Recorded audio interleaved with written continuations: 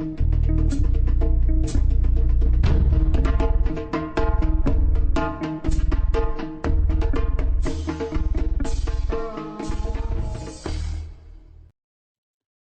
hello again. Welcome again to another episode of Down to Earth, but Heavenly Minded. I'm your host, Risch, and we're continuing on today in our study in the Gospel of Matthew. Going to be in chapter 21, and these are taken from the notes by Daniel C. Snaddon. So with that said, let us continue. The Gospel of Matthew, chapter 21, by Daniel C. Snaddon. The triumphal entry into Jerusalem. The final hours of Jesus' life on earth drew near. The cross was less than a week away. Jesus knew this. Matthew 20 verses 17 to 19. In sharp contrast to the shame of the cross is the triumphant entry into Jerusalem, described by all four Gospels. The Lord's heart must have been stirred. Jesus entered into Jerusalem in a manner which showed that he was the Messiah, the Son of David. The four accounts of this triumphal entry differ in some respects. John, who wrote his Gospel 60 years after the event, gives some interesting details, including the fact that the night before the triumphal entry, Jesus had an intimate supper in the home of Lazarus, Martha and Mary. John 12 verses 1 to 11. The prelude to his triumphal entry into Jerusalem is interesting.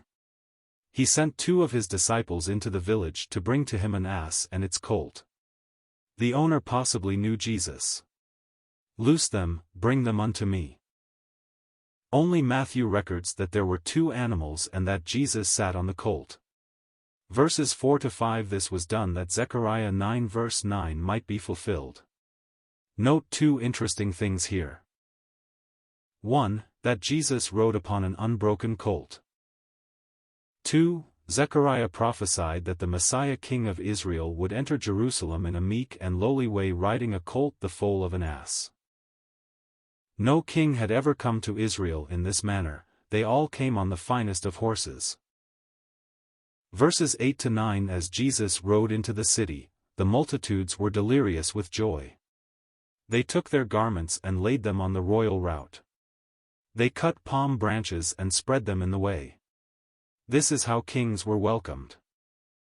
There were two multitudes. Verse 9. One accompanied Jesus, possibly they had witnessed Christ's miracle in raising Lazarus. They were also met by another crowd coming from the city. These two groups joined their voices, fulfilling Zechariah 9:9, crying, "Hosanna to the Son of David," etc. Verse 9.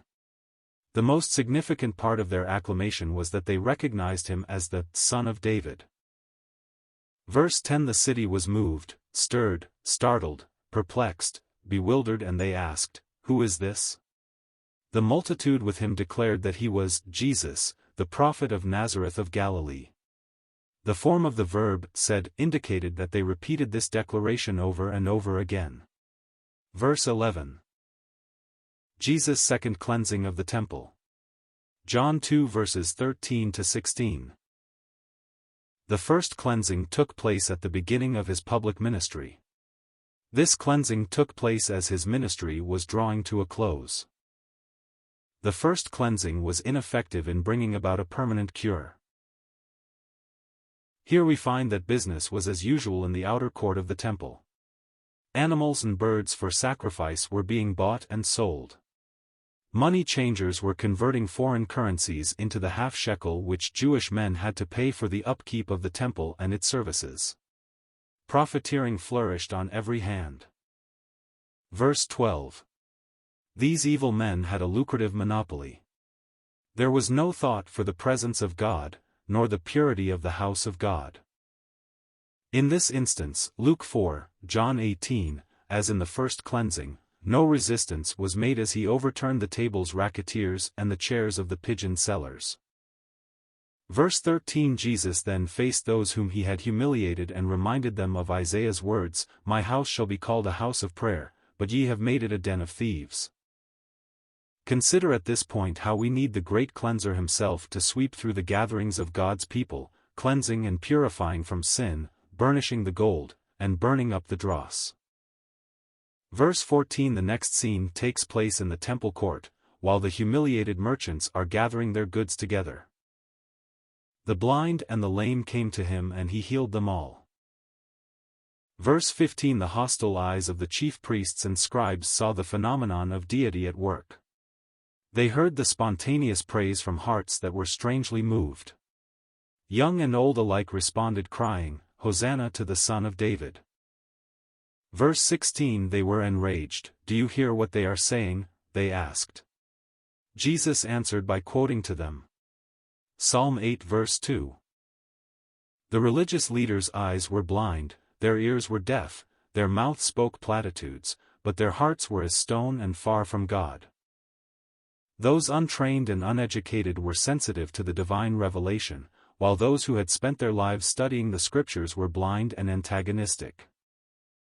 Verse 17. He left them, and went out of the city into Bethany. This was a frequent stopping place for the Lord. He had special and tender associations there. His greatest miracle was performed when he raised Lazarus from the dead.